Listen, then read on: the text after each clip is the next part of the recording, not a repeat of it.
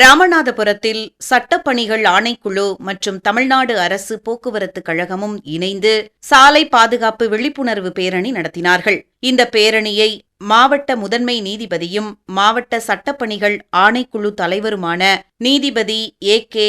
மெஹபூப் அலிகான் கொடியசைத்து தொடங்கி வைத்தார். இதில் கையில் விழிப்புணர்வு பதாகைகள் ஏந்தி பள்ளி மாணவர்கள், போக்குவரத்து ஊழியர்கள் கோஷமிட்டபடி பேரணியில் பங்கேற்றனர். இதில் மாவட்ட வருவாய் அலுவலர் Sankaranarayanan, cyber crime ADSP T R. Balachander, police superintendent Sukumaran, Kenikarai காவல் ஆய்வாளர் சுந்தரேஸ்வரன், வட்டார போக்குவரத்து அலுவலர் ஆனந்த், பிரேக் இன்ஸ்பெக்டர் தங்கராஜ், பொது மேலாளர் ரவிக்குமார், துணை மேலாளர்கள் நாகராஜன், தமிழ்மாறன், சண்முக சுந்தரம், உதவி மேலாளர்கள் பாலமுருகன், ரவி உள்ளிட்ட கிளை மேலாளர்கள் தனபால், ரத்தினம், தேவேந்திரன், சிவகார்த்திகேயன், குமரவேலு, விஜயராஜா, ராமநாதபுரம் டிராபிக் இன்ஸ்பெக்டர் சிவா, தொழிற்பயிற்சி நிலைய முதல்வர் நாகரத்தினம், தோமுசா கிளைச் செயலாளர் செல்வக்குமார் உள்ளிட்ட தோமுசா நிர்வாகிகள் பலரும் கலந்து கொண்டனர்.